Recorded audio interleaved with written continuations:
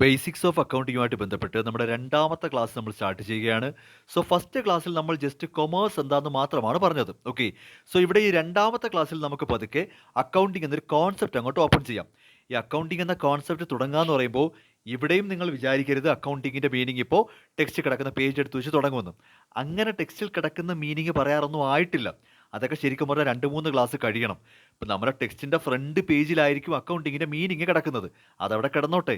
പക്ഷെ അവിടം വരെ എത്തണമെന്നുണ്ടെങ്കിൽ മറ്റ് ചില കാര്യങ്ങൾ നിങ്ങൾ ആദ്യമേ മനസ്സിലാക്കണം. അതിൽ ഏറ്റവും പ്രധാനപ്പെട്ട കാര്യമായിരുന്നു ഈ എന്താണ് കൊമേഴ്സ് എന്നുള്ളത്. ഓക്കെ. സോ അത് കഴിഞ്ഞിട്ട് അടുത്തതായിട്ട് നിങ്ങൾ മനസ്സിലാക്കേണ്ടത് എന്താണ് അക്കൗണ്ടിങ് എന്നതിനേക്കാളും എന്തിനു വേണ്ടിയാണ് അഥവാ എന്തുകൊണ്ടാണ് അക്കൗണ്ടിങ് എന്നൊരു കോൺസെപ്റ്റ് വന്നത്. നമ്മളെ ബിസിനസ്സുകാരെ സംബന്ധിച്ച് അല്ലെങ്കിൽ നമ്മുടെ ഈ ഓൾ ഓവർ ദ വേൾഡിൽ അക്കൗണ്ടിങ് എന്നൊരു കോൺസെപ്റ്റ് വരേണ്ട കാര്യം എന്തായിരുന്നു? അപ്പോൾ ഇതിൻ്റെ ഒരു പർപ്പസ് ആണ്. എന്തിനാണ് അക്കൗണ്ടിങ് എന്നൊരു കോൺസെപ്റ്റ് കൊണ്ടുവന്നത്? അപ്പോൾ എന്താണ് അക്കൗണ്ടിങ് എന്നുള്ളത് രണ്ടാമത്തെ കാര്യം. ഫസ്റ്റ് നമ്മൾ മനസ്സിലാക്കേണ്ടത് ഈ അക്കൗണ്ടിങ് എന്നൊരു കോൺസെപ്റ്റ് വന്നതിൻ്റെ ആവശ്യം. പ്രധാനമായിട്ടും ഏറ്റവും ബേസിക് ആയിട്ട് പറഞ്ഞാൽ നമ്മുടെ ഹ്യൂമൻ ബ്രെയിൻ്റെ ഒരു കുഴപ്പം കൊണ്ട് തന്നെയാണ്. നമ്മുടെ ബ്രെയിൻ്റെ കുഴപ്പം എന്താണെന്നറിയോ? നമുക്കൊരു പരിധിയിൽ കൂടുതലൊന്നും കാര്യങ്ങൾ ഓർത്ത് വെക്കാൻ പറ്റത്തില്ല. സംഭവം സിമ്പിളായിട്ട് പറഞ്ഞുതരാം. ഇപ്പം നിങ്ങളുടെ പേരൻസ് നിങ്ങളോട് എന്തെങ്കിലുമൊക്കെ സാധനങ്ങൾ വാങ്ങാൻ കടയിൽ പോകാൻ പറയുവാണ്. ഓക്കെ. ഇപ്പോൾ ഒരു 25 ഐറ്റം ഉണ്ടെന്ന് വിചാരിക്കാം. കടയിൽ പോയി ഒരു 25 ഐറ്റം വാങ്ങണം. ഈ ഐറ്റത്തിൻ്റെ പേര് മാത്രം ഓർത്താൽ പോരല്ലോ, മെഷർമെൻറ്റ് വേണ്ടേ? ഇപ്പോൾ അരി 2 കിലോ, മുളക് 1 കിലോ, ഇങ്ങനെ 25 ഐറ്റം അങ്ങ് പറയുവാണ്. അച്ഛനോ അമ്മയോ ഇരുന്നങ്ങ് പറയുവാണ്, 25 ഐറ്റത്തിൻ്റെ പേര് പറയുവാണ്. നിങ്ങൾ തീർച്ചയായിട്ടും ഇതെല്ലാം കൂടെ ഓർത്ത് വെച്ച് കടയിൽ ചെല്ലുമ്പോൾ മിക്കവാറും പലതും മറക്കും, അല്ലെങ്കിൽ അങ്ങോട്ടും ഇങ്ങോട്ടൊക്കെ മെഷർമെൻറ്റ് മാറിപ്പോവും. സ്വാഭാവികമായിട്ടും സിമ്പിൾ ചോദ്യമാണ്. എന്തെങ്കിലുമൊക്കെ സാധനം വാങ്ങാനായിട്ട് കടയിൽ പറഞ്ഞു വിടുമ്പോൾ നമുക്കിത് ഓർത്ത് വെക്കാനുള്ള ബുദ്ധിമുട്ടുള്ളതുകൊണ്ട് നമ്മൾ എന്ത് ചെയ്യും? എവിടെയെങ്കിലും എഴുതി വെച്ചുകൊണ്ട് പോകും, അല്ലെങ്കിൽ മൊബൈലിൽ അടിച്ചിട്ടുകൊണ്ട് പോകും. ഓക്കെ. സോ നമ്മൾ തീർച്ചയായിട്ടും എഴുതി വെക്കുക, കാര്യങ്ങൾ എഴുതി വെക്കുക എന്ന് പറയുന്നത് നമ്മുടെ ലൈഫിൻ്റെ ഒരു ഭാഗം തന്നെയാണ്. ഞാൻ ഈ പറഞ്ഞിരിക്കുന്ന ഒരു കാര്യവും ഒരു തരത്തിൽ നിങ്ങൾക്ക് പുതിയ കാര്യമൊന്നുമല്ല. നമ്മൾ എന്തെങ്കിലും കാര്യങ്ങൾ കൂടുതലായിട്ട് കേട്ട് കഴിഞ്ഞാൽ അത് ഓർത്ത് വെക്കാനായിട്ട് ഇതുപോലെ എഴുതി വെക്കും. എവിടെയെങ്കിലും എഴുതി വെക്കും, അല്ലെങ്കിൽ മൊബൈലിലെങ്കിലും അടിച്ചിടും. സോ കാര്യങ്ങൾ മറന്നു പോകാതിരിക്കാൻ അഥവാ ഒരുപാട് കാര്യങ്ങളുണ്ടെങ്കിൽ അതെല്ലാം കൂടെ ഓർത്ത് വെക്കാനുള്ള ബുദ്ധിമുട്ടുള്ളത് കൊണ്ട് തീർച്ചയായിട്ടും നമ്മുടെ ബ്രെയിനിനെ കുറ്റം പറഞ്ഞിട്ട് കാര്യമില്ല. നമ്മളത് എവിടെയെങ്കിലും എഴുതി വെച്ചേ പറ്റൂ. ഓക്കെ ആണല്ലോ? അങ്ങനെ വരുമ്പോൾ ഞാൻ തൊട്ട് മുൻപത്തെ ക്ലാസ്സിൽ പറഞ്ഞ ഈ റോ മെറ്റീരിയലായ മുള മുതൽ നമ്മുടെ കയ്യിലിരിക്കുന്ന ബുക്ക് വരെയുള്ള ഈ ഒരു ജേണി ഉണ്ടല്ലോ, കൊമേഴ്സ് എന്ന ഈ ഒരു ജേണി, ഈ ജേണിക്കകത്ത് എന്തുമാത്രം ആക്ടിവിറ്റീസ് കാണുമെന്നറിയോ? N number of activities. നമുക്ക് എണ്ണി തിട്ടപ്പെടുത്താൻ പറ്റാത്ത അത്രയും ആക്ടിവിറ്റീസ് ഈ പറയുന്ന കൊമേഴ്സിനകത്തുണ്ടാവും. അതിനകത്ത് തന്നെ ലക്ഷങ്ങളാവില്ല, കോടിക്കണക്കിന് രൂപ ഇൻവോൾവ് ആയിരിക്കും. അപ്പം നമുക്ക് എണ്ണി തിട്ടപ്പെടുത്താൻ പറ്റാത്ത അത്രയും ആക്ടിവിറ്റീസ്, അതിൽ തന്നെ കോടിക്കണക്കിന് രൂപ ഇൻവോൾവ് ആണെങ്കിൽ ഇതെല്ലാം കൂടെ ആർക്കെങ്കിലും ഓർത്ത് വെക്കാൻ പറ്റുമോ? അതിപ്പോൾ മാനുഫാക്ചറർ ആയിക്കോട്ടെ, ഹോൾസെയിലേഴ്സ് ആയിക്കോട്ടെ, റീറ്റെയിലേഴ്സ് ആയിക്കോട്ടെ, അവരുടെ കാര്യങ്ങളെല്ലാം തന്നെയും അവർക്ക് ഓർത്ത് വെക്കാൻ ബുദ്ധിമുട്ടാണ്. നമുക്ക് കടയിൽ പോയ 25 സാധനം വാങ്ങാൻ പറ്റുന്നില്ല. അരി, ഉപ്പ്, മുളക്, മല്ലി പോലും നമ്മൾ മറന്നുപോകും. അങ്ങനെ വരുമ്പോൾ ലക്ഷക്കണക്കിന് കോടിക്കണക്കിന് രൂപയുടെ ഇത്രത്തോളം കാര്യങ്ങൾ ഒരിക്കലും ഒരു ബിസിനസ്സുകാരനും ഓർത്ത് വെക്കാൻ പറ്റില്ല. സ്വാഭാവികമായിട്ടും നമുക്കറിയാം, ഓർത്ത് വെക്കാൻ പറ്റില്ലെങ്കിൽ നമ്മൾ എന്ത് ചെയ്യണം? കൃത്യമായിട്ടത് എന്തൊക്കെയാണെന്ന് മനസ്സിലാക്കി കാൽക്കുലേറ്റ് ചെയ്തിട്ട് വന്നതെത്ര, പൈസ വന്നതെത്ര, പൈസ പോയതെത്ര, എത്ര കിട്ടാനുണ്ട്, എത്ര പോകാനുണ്ട്, ഇതെല്ലാം കൃത്യമായിട്ട് കാൽക്കുലേറ്റ് ചെയ്തതിന് ശേഷം എവിടെയെങ്കിലും ഒന്ന് കുറിച്ച് വെക്കണം. ബേസിക്കലി ഇത് ഏതൊരു കുട്ടിക്കും മനസ്സിലാകാവുന്ന കാര്യമേ ഉള്ളൂ. നമ്മളെ സംബന്ധിച്ച് ഒരുപാട് കാര്യങ്ങൾ നമ്മുടെ തലച്ചോറിനകത്ത് നിൽക്കത്തില്ല. അതൊക്കെയാണല്ലോ. അങ്ങനെ നിൽക്കുമെങ്കിൽ പിന്നെ നമ്മളൊന്ന് നോട്ട് എഴുതി വെക്കണ്ടല്ലോ. ഈ ടീച്ചേഴ്സൊക്കെ പഠിക്കുമ്പോൾ എന്തിനാ ഈ നോട്ട് എഴുതിയെടുക്കുന്നത്? നമുക്കത് പിറ്റേ ദിവസം രാവിലെ ഓർമ്മ കാണത്തില്ല. പിന്നെ എപ്പോഴെങ്കിലും ഓർത്തെടുക്കേണ്ടി വന്നാൽ ഈ നോട്ട് എടുത്ത് വെച്ച് വായിക്കേണ്ടി വരും. അത് നമ്മുടെ ഒരു കുഴപ്പമൊന്നുമല്ല, അത് ഹ്യൂമൻ ബ്രെയിൻ അങ്ങനാണ്. ഓട്ടോമാറ്റിക്കലി നമുക്ക് ഓർത്ത് വെക്കാൻ പറ്റാത്ത കാര്യങ്ങൾ എഴുതി വെക്കും. അങ്ങനെ വരുമ്പോൾ ഏതൊരു ബിസിനസ്സുകാരനാണെങ്കിലും ആ ബിസിനസ്സിനകത്ത് നടക്കുന്ന എല്ലാ കാര്യങ്ങളും കൃത്യമായിട്ട് കണക്കാക്കും. കൃത്യമായിട്ട് കണക്കാക്കിയതിന് ശേഷം അപ്പോഴും ഓർത്തു വെക്കാൻ പറ്റില്ലല്ലോ. എന്ത് ചെയ്യണം? എവിടെയെങ്കിലും ഒന്ന് കുറിച്ച് വെച്ചിരിക്കണം. അങ്ങനെ കുറിച്ച് വെക്കുന്ന ഒരു പരിപാടിയാണ് സത്യത്തിൽ അക്കൗണ്ടിങ് എന്ന് പറയുന്നത്. ബേസിക്കലി ഇതാണ് അക്കൗണ്ടിങ്. ഇതിൽ കൂടുതലായിട്ട് അക്കൗണ്ടിങ്ങിന്റെ യഥാർത്ഥ മീനിങ്ങിലോട്ട് വരത്തില്ല. ശരിക്കും അക്കൗണ്ടിങ് എന്ന് പറഞ്ഞാൽ ഇത്രയേ ഉള്ളൂ. ഒരു ബിസിനസ്സിനകത്ത് നടക്കുന്ന 1000 കാര്യങ്ങൾ കൃത്യമായിട്ട് മനസ്സിലാക്കി അത് കാൽക്കുലേറ്റ് ചെയ്ത് എവിടെയെങ്കിലും ഒന്ന് കുറിച്ച് വെക്കുക. ഈ പറയുന്ന പരിപാടിയാണ് സത്യത്തിൽ അക്കൗണ്ടിങ്. ഇതിനപ്പുറത്തേക്ക് എന്തെങ്കിലും ഉണ്ടെന്നോ ഇതിൽ കൂടുതലായിട്ട് എന്തെങ്കിലും ഉണ്ടെന്നോ ഞാൻ ഒരിക്കലും പറയത്തത് പോലുമില്ല. ഇത്രയേ ഉള്ളൂ അക്കൗണ്ടിങ്. അപ്പോൾ നിങ്ങൾ ചിന്തിക്കും, ഈ പറയുന്ന കണക്ക് ബിസിനസ്സിൽ നടക്കുന്ന കാര്യങ്ങൾ കൃത്യമായിട്ട് മനസ്സിലാക്കി എഴുതി വെക്കുക എന്ന് പറയുന്നത് വലിയ പ്രയാസമുള്ള കാര്യമല്ലല്ലോ. ഇപ്പോൾ അരി 2 കിലോഗ്രാം, മുളക് 1 കിലോഗ്രാം, ഉപ്പ് 1 കവറ്, മഞ്ഞൾപ്പൊടി 1 കവറ്, ശർക്കര 500 ഗ്രാം എന്നൊക്കെ അമ്മ പറയുമ്പം നമ്മളൊരു പേപ്പറിലോട്ട് എഴുതിയെടുക്കത്തില്ലേ? എന്നിട്ട് കടയിൽ കൊണ്ടുപോയി കൊടുക്കത്തില്ലേ? അതുപോലെ തന്നെ ബിസിനസ്സിൽ നടക്കുന്ന കാര്യങ്ങൾ അപ്പോൾ ഒരു ബുക്കിലോട്ട് ഇങ്ങനെ കുറിച്ച് വെക്കുക എന്ന് വിചാരിക്കുക. ഒരു ബുക്ക് എടുത്ത് കണ്ട ഒരു ബുക്ക് എടുത്ത് ഇങ്ങനെ കുറിച്ച് വെക്കുന്നു. അങ്ങനെ കുറിച്ച് വെക്കുന്ന പരിപാടി തന്നെയാണ് അക്കൗണ്ടിംഗ് എന്നങ്ങ് വിശ്വസിക്കണം. അത് തന്നെയാണ് ശരിക്കും അക്കൗണ്ടിംഗ് എന്ന് പറയുന്നത്. പക്ഷേ അപ്പോൾ നിങ്ങൾ ചിന്തിക്കും, ഇത് പിന്നെ എന്തിനാണ് ഇത്രയും വലിയ സംഭവമായിട്ട് ഭയങ്കര ഫിനാൻഷ്യൽ അക്കൗണ്ടിംഗ് ആയിട്ട് ഒരു സബ്ജക്റ്റായിട്ട് അവതരിപ്പിക്കുന്നതെന്ന് ചോദിച്ചാൽ, അവിടെ എൻ്റെ മറുപടി എന്ന് പറയുന്നത്, ഇപ്പോൾ എൻ്റെ ഈ ക്ലാസ് കേട്ടുകൊണ്ടിരിക്കുന്ന ഒരു 2 കുട്ടികൾ ഓക്കെ, ഇപ്പോൾ എക്സും വൈയോ എന്ന് വിചാരിച്ചോ. ഈ 2 പേരുടെയും വീട്ടിൽ കടയിൽ പോയി സാധനം വാങ്ങാൻ പറയുവാണ്. ശ്രദ്ധിച്ച് കേട്ടോണേ. ഇപ്പോൾ ഈ ക്ലാസ് കേൾക്കുന്ന എക്സ് എന്ന സ്റ്റുഡൻറ്റും ഉണ്ട്, വൈ എന്ന സ്റ്റുഡൻറ്റും ഉണ്ട്. എക്സിൻ്റെ പേരൻറ്റും വൈയുടെ പേരൻറ്റും കടയിൽ പോയി സാധനം വാങ്ങാൻ പറയുന്നു. ഒരു 25 ഐറ്റം. Okay fine. ഇവർ 2 പേർക്കും ഈ ഓർമ്മശക്തിയുടെ പ്രശ്നമുള്ളത് കൊണ്ട് 2 പേരും എവിടെയെങ്കിലും എഴുതി വെച്ചുകൊണ്ട് പോകും. ഓക്കെ ആണല്ലോ. എക്സ് എന്ന് പറയുന്നയാൾ മൊബൈലിൽ വളരെ ഷോർട്ടായിട്ട് അടിച്ചിട്ടുണ്ട് പോകും. ജസ്റ്റ് ഇപ്പോൾ റൈസിന് 6 എന്നും മുളകിന് അങ്ങനെ ചെറിയ രീതിയിൽ അയാൾക്ക് തോന്നുന്ന പോലെ. എക്സിന് കടയിൽ ചെല്ലുമ്പോൾ ഓർമ്മ വന്നാൽ പോരെ? എക്സ് എന്ന് പറയുന്ന വ്യക്തിക്ക് അയാൾ എഴുതി വെച്ചിരിക്കുന്ന എന്തൊക്കെയാണെന്ന് ആ കടയിൽ ചെല്ലുമ്പോൾ ഓർമ്മ വന്നാൽ മതിയല്ലോ. അത് വായിച്ചു കൊടുത്താൽ പോരെ? വൈ മറ്റേതെങ്കിലും രീതിയിലായിരിക്കും. ചിലപ്പോൾ വോയിസ് റെക്കോർഡിംഗ് ആയിരിക്കും. എന്തായാലും എക്സും വൈയും 2 വ്യത്യസ്ത രീതിയിലാണ് സാധനങ്ങളുടെ പേരുകൾ കടയിലേക്ക് എഴുതിക്കൊണ്ട് പോയിരിക്കുന്നത്. ഓക്കെ, അതുകൊണ്ട് യാതൊരു ബുദ്ധിമുട്ടുമില്ല. എക്സിൻ്റെ വീട്ടിലോട്ടും വൈയുടെ വീട്ടിലോട്ടും കൃത്യമായിട്ട് സാധനങ്ങൾ വാങ്ങിക്കൊണ്ട് വരും. ഇവിടെയാണൊരു പ്രശ്നമുള്ളത്. ബിസിനസ്സുകാരെ സംബന്ധിച്ച് അവരുടെ ബിസിനസ്സിൻ്റെ കാര്യങ്ങൾ എഴുതി വെക്കണമെന്ന് ഞാൻ പറഞ്ഞില്ലേ? അവിടെ ഒരു ബുദ്ധിമുട്ട് എന്താണെന്ന് ചോദിച്ചാൽ, ഓരോ ബിസിനസ്സുകാരനും അവൻ ഇഷ്ടപ്പെടുന്നത് പോലെ എഴുതി വെച്ചാൽ പോരാ, ഒരു യൂണിഫോമിറ്റി ഉണ്ടാവണം എന്നൊരു പ്രശ്നമുണ്ട്. അപ്പോൾ ഇവിടുത്തെ ഏറ്റവും വലിയ തകരാറെന്ന് പറഞ്ഞാൽ യൂണിഫോമിറ്റി കീപ്പ് ചെയ്യണം. അപ്പോൾ എക്സ് എന്ന ബിസിനസ്സുകാരനും വൈ എന്ന ബിസിനസ്സുകാരനും ഇസഡ് എന്ന ബിസിനസ്സുകാരനും ബുക്സ് ഓഫ് അക്കൗണ്ട്സിൽ ബുക്കിൽ ബിസിനസ്സിൻ്റെ കാര്യങ്ങൾ എഴുതി വെക്കണമെന്ന് ഞാൻ പറഞ്ഞു. പക്ഷെ അങ്ങനെ എഴുതി വെക്കുമ്പോൾ എക്സ് എക്സിൻ്റെ വഴിക്കും വൈ വൈയുടെ വഴിക്കും ഇസഡ് ഇസഡിൻ്റെ വഴിക്കും എഴുതിയാൽ പോരാ. ബിസിനസ്സിനകത്തെ കാര്യങ്ങൾ എഴുതി വെക്കുമ്പോൾ ഇതിനകത്തൊരു യൂണിഫോമിറ്റി ഉണ്ടാവണം. എല്ലാവരും ഒരുപോലായിരിക്കണം കാര്യങ്ങൾ എഴുതി വെക്കേണ്ടത്. അങ്ങനൊരു പ്രശ്നമുണ്ട്. അപ്പോൾ എല്ലാ ബിസിനസ്സുകാരും ഒരുപോലായിരിക്കണം ബിസിനസ്സിൽ നടക്കുന്ന കാര്യങ്ങൾ എഴുതി വെക്കേണ്ടതെന്ന് പറയുമ്പോൾ തീർച്ചയായിട്ടും അതെങ്ങനാണ് എന്ന് നമ്മൾ പറഞ്ഞു കൊടുക്കേണ്ടി വരും. ഇപ്പോൾ എക്സിനും വൈക്കും ഇസഡിനും എക്കും ബിക്കും സിക്കും ഡിക്കും ഒന്നും അത് കൃത്യമായിട്ട് അറിയില്ല എന്ന് വിചാരിക്കാം. അവർക്ക് ബിസിനസ് നടക്കുന്ന കാര്യങ്ങൾ അറിയാം. അതൊരു ബുക്ക് എടുത്ത് എഴുതേണ്ടത് എങ്ങനെയാണെന്ന് എഴുതിയാം. പക്ഷെ പ്രശ്നം എന്താണെന്ന് വെച്ചാൽ എക്സ് എഴുതുന്ന പോലെ തന്നെ ആയിരിക്കണം വൈയും ബിസിനസ്സിൻ്റെ കാര്യങ്ങൾ എഴുതേണ്ടത്. എക്സും വൈയും ഒരുപോലായിരിക്കണം ബിസിനസ്സിൻ്റെ കാര്യങ്ങൾ എഴുതേണ്ടത്.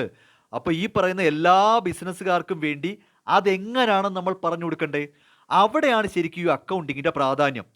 ബിസിനസ്സിൽ നടക്കുന്ന കാര്യങ്ങൾ എഴുതി വെക്കുക എന്നതിനേക്കാൾ ഉപരി എല്ലാവരും ഒരു യൂണിഫോമിറ്റി കീപ്പ് ചെയ്തിരിക്കണം. സോ അക്കൗണ്ടിങ് എന്നൊരു സബ്ജക്റ്റ് അഥവാ ഫിനാൻഷ്യൽ അക്കൗണ്ടിങ് എന്നൊരു സബ്ജക്റ്റിലൂടെയാണ് അതെങ്ങനെയാണ് എഴുതി വെക്കേണ്ടത്, എന്തൊക്കെ റൂൾസാണ് നിങ്ങൾ പാലിക്കേണ്ടത്, എന്തൊക്കെ കാര്യങ്ങളിലാണ് നിങ്ങൾ ശ്രദ്ധ കൊടുക്കേണ്ടത്, ഏതൊക്കെ ബുക്സ് ഓഫ് അക്കൗണ്ട്സ് ആണ് പ്രിപ്പയർ ചെയ്യേണ്ടത്, അതിൻ്റെ ഫോർമാറ്റ് എങ്ങനെ ആയിരിക്കണം, ഏതൊക്കെ കാര്യങ്ങൾ ഉൾപ്പെടുത്തണം, ഏതൊക്കെ കാര്യങ്ങൾ ഇൻക്ലൂഡ് ചെയ്യാൻ പാടില്ല തുടങ്ങിയ കാര്യങ്ങളെല്ലാം പറഞ്ഞു കൊടുത്താലല്ലേ എക്സും വൈയും ഇസഡും ഒരേപോലെ പ്രിപ്പയർ ചെയ്യൂ. എല്ലാവർക്കും കൂടെ യൂണിഫോമായിട്ട് പ്രിപ്പയർ ചെയ്യണമെങ്കിൽ നമ്മളവർക്ക് പറഞ്ഞു കൊടുക്കണ്ടേ അതെങ്ങനെയാണ് പ്രിപ്പയർ ചെയ്യേണ്ടതെന്ന്. ആ പറഞ്ഞു കൊടുക്കണം എന്നതിൻ്റെ ഉത്തരവാണ് ശരിക്കും പറഞ്ഞാൽ ഈ അക്കൗണ്ടിങ് എന്ന അഥവാ ഫിനാൻഷ്യൽ അക്കൗണ്ടിങ് എന്ന സബ്ജക്റ്റ്. ബേസിക്കലി കുറിച്ച് വെക്കൽ തന്നെയാണോ? ബിസിനസ്സിലെ കാര്യങ്ങൾ എഴുതി വെക്കുന്നു, ബിസിനസ്സിൻ്റെ കാര്യങ്ങൾ ഇങ്ങനെ കുറിച്ച് വെക്കുന്ന തന്നെയാണ്. പക്ഷേ എല്ലാവരും ഒരുപോലെ ചെയ്യണം എന്നൊരു പ്രശ്നമുണ്ട്. അപ്പോൾ എല്ലാവരും ഒരുപോലെ ചെയ്യണമെങ്കിൽ അതെങ്ങനാണെന്ന് നമ്മൾ കൃത്യമായിട്ട് പറഞ്ഞു കൊടുക്കണ്ടേ? ആ പറഞ്ഞു കൊടുക്കലാണ് ശരിക്കും പറഞ്ഞാൽ ഈ അക്കൗണ്ടിങ് അഥവാ ഫിനാൻഷ്യൽ അക്കൗണ്ടിങ് എന്ന സബ്ജക്റ്റ് കൊണ്ട് ഉദ്ദേശിക്കുന്നത്. അതല്ലാതെ ഇപ്പോൾ എക്സ് എന്ന് പറയുന്നയാളും വൈ എന്ന് പറയുന്നയാളും ഇസഡ് എന്ന് പറയുന്നയാളും ബിസിനസ്സുകാരാണെന്ന് വിചാരിക്കുക. അവർക്ക് ഇഷ്ടപ്പെട്ട പോലെ അവർക്ക് തോന്നിയ പോലെ കാര്യങ്ങൾ എഴുതി വെച്ചാൽ മതി എന്നുണ്ടെങ്കിൽ ഇങ്ങനൊരു സബ്ജക്റ്റ് വേണ്ട. എക്സ് എക്സിന് തോന്നുന്ന പോലെ എഴുതുന്നു, വൈ വൈക്ക് തോന്നുന്ന പോലെ എഴുതുന്നു, ഇസഡ് ഇസഡിന് തോന്നുന്ന പോലെ എഴുതി കഴിഞ്ഞാൽ പിന്നെ അവിടെ ഇങ്ങനൊരു സ്റ്റാൻഡർഡൈസ്ഡ് സബ്ജക്റ്റ് വേണ്ടല്ലോ. പക്ഷെ അത് സർക്കാർ സമ്മതിക്കത്തില്ല, അത് ഇൻകം ടാക്സ് അതോറിറ്റി സമ്മതിക്കത്തില്ല, അത് ബാങ്കുകൾ സമ്മതിക്കത്തില്ല. അപ്പോൾ എല്ലാവർക്കും മനസ്സിലാകുന്ന പോലെ എല്ലാവർക്കും ആപ്ലിക്കബിൾ ആയിട്ടുള്ള ഒരു യൂണിഫോമിറ്റി, ഒത്തൊരുമ ഉണ്ടായിരിക്കണം. അതായത് എല്ലാവരും ഒരുപോലെ വേണം കാര്യങ്ങൾ എഴുതി വെക്കാൻ. അപ്പോൾ അതെങ്ങനെ വേണമെന്ന് തീരുമാനിക്കാനാണ് ഈ അക്കൗണ്ടിങ് അഥവാ ഫിനാൻഷ്യൽ അക്കൗണ്ടിങ് എന്ന സബ്ജക്റ്റ് കൊണ്ടുവന്നിരിക്കുന്നത്. മനസ്സിലാവുന്നുണ്ടോ? അപ്പോൾ ഇതിനകത്ത് അക്കൗണ്ടിങ്ങിൻ്റെ ബേസിക് മീനിങ് ഇത്രയേ ഉള്ളൂ. ഏറ്റവും ബേസ് ഇതാണ്. ബുക്സ് ഓഫ് അക്കൗണ്ട്സ് പ്രിപ്പയർ ചെയ്യുക എന്ന് പറഞ്ഞു കഴിഞ്ഞാൽ നമുക്കിതെല്ലാം കൂടെ ഓർത്ത് വെക്കാൻ പറ്റാത്തത് കൊണ്ട് നമ്മൾ സാധാരണ കടയിൽ പോയി സാധനം വാങ്ങുമ്പോൾ എഴുതി വെക്കുന്നത് പോലെ ഒരു ബിസിനസ്സുകാരനും അയാളുടെ കാര്യങ്ങളെല്ലാം കാൽക്കുലേറ്റ് ചെയ്ത് എവിടെയെങ്കിലും ഒരിടത്ത് കുറിച്ച് വെക്കും. ബേസിക്കലി ഇത്രയേ ഉള്ളൂ. പക്ഷേ എങ്ങനെയെങ്കിലും തോന്നിയ പോലെ കുറിച്ച് വെച്ചാൽ പോരാ, എല്ലാ ബിസിനസ്സുകാരും അത് ഒരുപോലെ തന്നെ ചെയ്യണം. ദാറ്റ് ഈസ് യൂണിഫോമിറ്റി എൻഷുർ ചെയ്തിരിക്കണം. അങ്ങനെ യൂണിഫോമിറ്റി എൻഷുർ ചെയ്യാനായിട്ടാണ് ഫിനാൻഷ്യൽ അക്കൗണ്ടിങ് എന്നൊരു കോൺസെപ്റ്റ് കൊണ്ടുവന്നത്. അപ്പോൾ ഈ ഫിനാൻഷ്യൽ അക്കൗണ്ടിങ്ങിൽ പറയുന്നത് പോലെ വേണം എല്ലാ ബിസിനസ്സുകാരും അവരുടെ കാര്യങ്ങൾ കുറിച്ച് വെക്കാൻ. ഇതാണ് ശരിക്കും അക്കൗണ്ടിങ് എന്നൊരു കോൺസെപ്റ്റ് ഉണ്ടാവുന്നത്. ഓക്കെ, ഇനി ഇവിടെ ഞാൻ പ്രധാനപ്പെട്ട ഒരു കാര്യം പറയാൻ വരുന്നത് ശ്രദ്ധിച്ചോണം. ബിസിനസ്സിനകത്ത് നടക്കുന്ന കാര്യങ്ങൾ എഴുതി വെക്കണം, ബിസിനസ്സിൻ്റെ കാര്യങ്ങൾ കുറിച്ച് വെക്കണം. ഇങ്ങനെ കുറേ നേരമായിട്ട് ഞാൻ വാചകം അടിക്കുവാണ്. ബിസിനസ്സിനകത്തുള്ള കാര്യങ്ങൾ എഴുതി വെക്കണം, ബിസിനസ്സിൻ്റെ ആക്ടിവിറ്റീസ് എഴുതി വെക്കണം, ബിസിനസ്സിനകത്ത് എന്താണോ അത് കുറിച്ച് വെക്കണം എന്നൊക്കെ ഞാൻ പറയുന്നുണ്ട്. എൻ്റെ സിമ്പിൾ ചോദ്യം എന്ന് പറയുന്നത് ബിസിനസ്സിനകത്ത് നടക്കുന്ന എന്ത് എഴുതി വെക്കണമെന്നാണ്. ബിസിനസ്സിനകത്ത് നടക്കുന്ന എന്താണ് നമ്മൾ ബുക്കിലോട്ട് എഴുതി വെക്കേണ്ടത്? ഇപ്പം എല്ലാവരും യൂണിഫോമിറ്റി കീപ്പ് ചെയ്യണമെന്നൊക്കെ ഞാൻ പറഞ്ഞു, അതൊക്കെ അവിടെ ഇരിക്കട്ടെ. പക്ഷേ എക്സ് ഒരു ബിസിനസ് ചെയ്യുന്നുണ്ട്, വൈ ഒരു ബിസിനസ് ചെയ്യുന്നുണ്ട്, ഇസഡ് ഒരു ബിസിനസ് ചെയ്യുന്നുണ്ട്. ഇവരുടെ ബിസിനസ്സിനകത്തുള്ള എന്താണ് നമ്മൾ എഴുതി വെക്കേണ്ടത്? ബിസിനസ്സിനകത്തുള്ള എന്ത് കാര്യമാണ് നമ്മൾ യൂണിഫോമിറ്റി വരുത്തി കുറിച്ച് വെക്കേണ്ടത്? അപ്പോൾ എക്സും വൈയും ഇസഡും ചെയ്യുന്നത് വേറെ വേറെ ബിസിനസ് ആയിരിക്കും. എക്സ് ജ്വല്ലറി ഷോപ്പ് ആയിരിക്കും, വൈ ടെക്സ്റ്റൈൽ ഷോപ്പ് ആയിരിക്കും, ഇസഡ് മെഡിക്കൽ ഷോപ്പ് ആയിരിക്കും. അപ്പോൾ ഇവർ 3 പേരും ഒരുപോലെ വേണം ബുക്സ് ഓഫ് അക്കൗണ്ട്സ് പ്രിപ്പയർ ചെയ്യാൻ ഞാൻ പറഞ്ഞു കഴിഞ്ഞു. എല്ലാത്തരം ബിസിനസ്സുകാരും അക്കൗണ്ടിങ്ങിൽ യൂണിഫോമിറ്റി കീപ്പ് ചെയ്യണം. ജ്വല്ലറി ആണെങ്കിലും ടെക്സ്റ്റൈൽ ഷോപ്പ് ആണെങ്കിലും മെഡിക്കൽ ഷോപ്പ് ആണെങ്കിലും എല്ലാവരും കാര്യങ്ങൾ എഴുതി വെക്കുന്നതിനകത്ത് യൂണിഫോമിറ്റി ഉണ്ടാവണമെന്ന് നമ്മൾ പറഞ്ഞു. ഓക്കെ, ആ ഒരു യൂണിഫോമിറ്റി കീപ്പ് ചെയ്യണം, അതൊക്കെ മനസ്സിലായി. പക്ഷേ എൻ്റെ ചോദ്യം സിമ്പിളായിട്ട്, ഇവരെന്താണ് ഈ കുറിച്ച് വെക്കേണ്ടത്? ബിസിനസ്സിനകത്തുനിന്ന് ഇവരെന്താണ് കുറിച്ച് വെക്കേണ്ടത്? ഇപ്പോൾ എക്സാമ്പിളായിട്ട് ബിസിനസ്സിലെ ഒരു സ്റ്റാഫ് ഉച്ചയ്ക്ക് ചോറ് കഴിച്ചു. ബിസിനസ്സിൽ ഉച്ചയ്ക്ക് ഒരു സ്റ്റാഫ് ചോറ് കഴിച്ചു. ഇത് നമ്മൾ എഴുതി വെക്കേണ്ട കാര്യമുണ്ടോ? ബിസിനസ്സിൽ ഉച്ചയ്ക്ക് എംപ്ലോയീസ് ഊണ് കഴിച്ചു എന്നത് എഴുതി വെക്കണോ? അത് ബിസിനസ്സിനകത്തുള്ള ആക്ടിവിറ്റിയാണ്, അത് ബിസിനസ്സിനകത്തുള്ള ആക്ടിവിറ്റിയാണ്. അപ്പോൾ ചോറ് കഴിച്ചുള്ള എഴുതി വെക്കണോ? ഇനി മറ്റൊന്ന്, ഒരാൾ മഴ നിറഞ്ഞ് ബിസിനസ്സിനകത്തോട്ട് കയറി വന്നു, അയാളെ മാനേജർ വഴക്ക് പറഞ്ഞു. മാനേജർ ഒരു എംപ്ലോയിയെ വഴക്ക് പറഞ്ഞു. അത് നമ്മൾ എഴുതി വെക്കേണ്ട കാര്യമുണ്ടോ? അത് നമ്മൾ എഴുതി വെക്കണോ? ഒരാൾ കണ്ടിന്യൂസ് ആയിട്ട് ഫോൺ ഉപയോഗിക്കുന്നത് മറ്റുള്ളവർക്ക് ഇഷ്ടപ്പെടുന്നില്ല, അയാളുടെ ഫോൺ മാറ്റി വെക്കാൻ ആവശ്യപ്പെട്ടു. ഇങ്ങനെ ബിസിനസ്സിനകത്ത് പല കാര്യങ്ങൾ നടക്കും. രാവിലെ തൊട്ട് വൈകുന്നേരം വരെ ബിസിനസ്സിനകത്ത് 1000 കാര്യങ്ങൾ നടക്കും. ഇത് ഓരോന്നും നമ്മൾ ബുക്കിൽ എഴുതി വെക്കണമെന്നാണോ? എന്നാൽ അല്ല, എന്ന് നിങ്ങൾക്കും അറിയാം. അപ്പം എന്താണ് നമ്മൾ എഴുതി വെക്കേണ്ടത്? ഒരു പക്ഷേ നിങ്ങൾ പറയുമായിരിക്കും ക്യാഷുമായിട്ട് ബന്ധപ്പെട്ടത്, ബിസിനസ്സിനകത്ത് പണവുമായിട്ട് ബന്ധപ്പെട്ട കാര്യങ്ങൾ എഴുതി വെക്കാം. മേ ബി അങ്ങനെയൊക്കെയാണ് സാധാരണ ഉത്തരങ്ങൾ വരുന്നത്. ഇപ്പോൾ ഈ പറയുന്ന ആൾക്കാർ ചോറ് കഴിച്ചെന്നോ, ഒരാൾ മഴ നനഞ്ഞ് കയറി വന്നെന്നോ, ഒരാൾ ഫോൺ അധികമായിട്ട് യൂസ് ചെയ്യുന്നെന്നോ, ഇതൊന്നും എഴുതി വെക്കേണ്ട, സമ്മതിച്ചു. അപ്പോൾ എന്ത് എഴുതി വെക്കാം?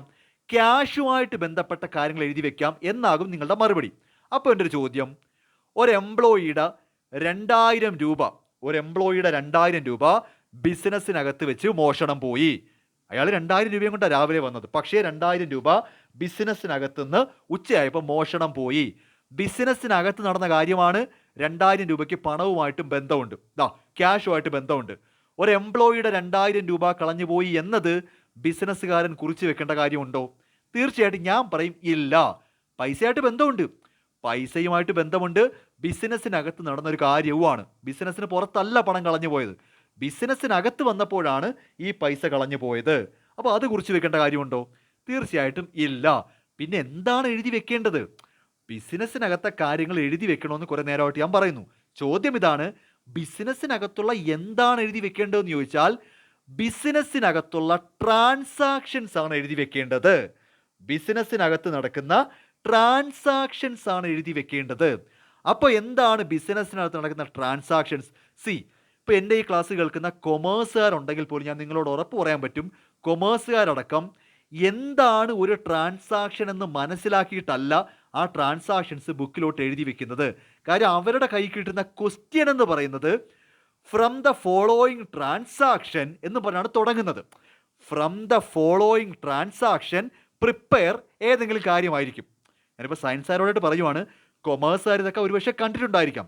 അവർക്ക് കിട്ടുന്ന ക്വസ്റ്റ്യൻ ഇങ്ങനാണോ, from the following transaction prepare.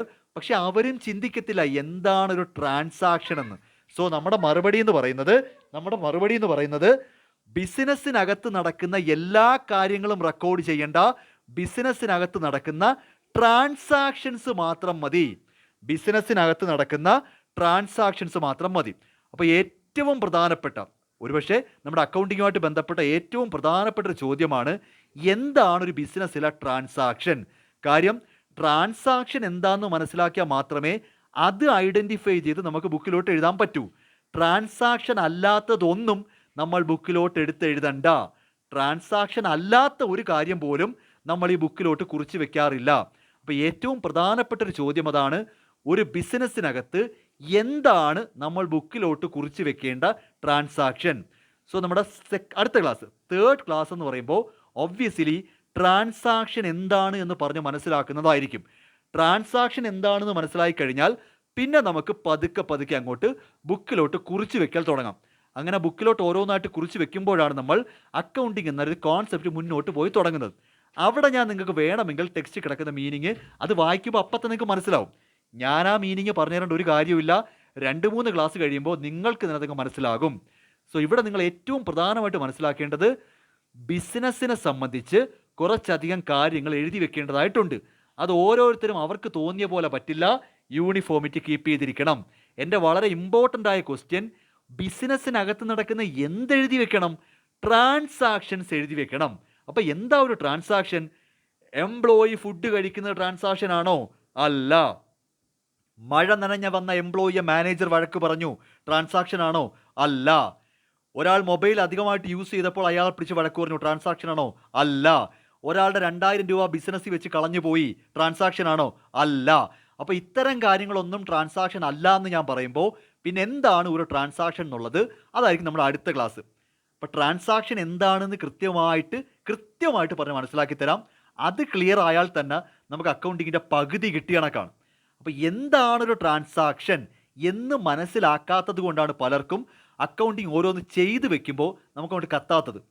പ്രശ്നം ഇതാണോ, ഞാൻ സീരിയസ്ലി പറയുന്നു, നിങ്ങൾ ഈ ബേസ് മനസ്സിലാക്കാതെ ഓവർടേക്ക് ഇത് ചാടി വീഴാൻ നോക്കും. അപ്പുറത്തെ പേജുകൾ മറിച്ച് പോകാൻ നോക്കും. നിങ്ങൾക്ക് ഈ തുടക്കം ഒന്നും വേണ്ടാത്ത രീതിയിലാണ്. ഒരാൾ ഈ ക്ലാസ് കൃത്യമായിട്ട് കണ്ടിന്യൂ ചെയ്ത് കേട്ട് പോയാൽ ഉറപ്പ് പറയാൻ പറ്റും, ഒരു 10 ക്ലാസ്, ഒരുപാടൊന്നും വേണ്ട, ഒരു 10 ക്ലാസ് കഴിയുമ്പോൾ തന്നെ ദ മോസ്റ്റ് അഡ്വാൻസ്ഡ് പ്രോബ്ലം പോലും അവർക്ക് ക്രാക്ക് ചെയ്യാൻ പറ്റും. കാര്യം അത്രത്തോളം ബേസാണ് നമ്മൾ ഈ പഠിപ്പിച്ചുകൊണ്ടിരിക്കുന്നത്. ഓക്കെ, അപ്പോൾ ബേസിക്കലി ഇത്രയും പറഞ്ഞോളൂ. ഈ ഒരു ക്ലാസ്സിൽ അക്കൗണ്ടിങ് എന്നതിൻ്റെ ഒരു ബേസിക് കോൺസെപ്റ്റും പറഞ്ഞു. ട്രാൻസാക്ഷൻസ് ആണ് അക്കൗണ്ടിങ്ങിൻ്റെ ഭാഗമായിട്ട് വരുന്നത്. അപ്പോൾ എന്താണ് ട്രാൻസാക്ഷൻ എന്ന കാര്യമായിരിക്കണം നമ്മുടെ തൊട്ടടുത്ത ക്ലാസ്സായിട്ട് വരേണ്ടത്. ഓക്കെ, അപ്പോൾ അടുത്ത ക്ലാസ്സിൽ കൃത്യമായിട്ട് ട്രാൻസാക്ഷൻ എന്ന് പറഞ്ഞാൽ എന്താണ് എന്ന് വളരെ വിശദമായിട്ട് പറഞ്ഞുതരാം.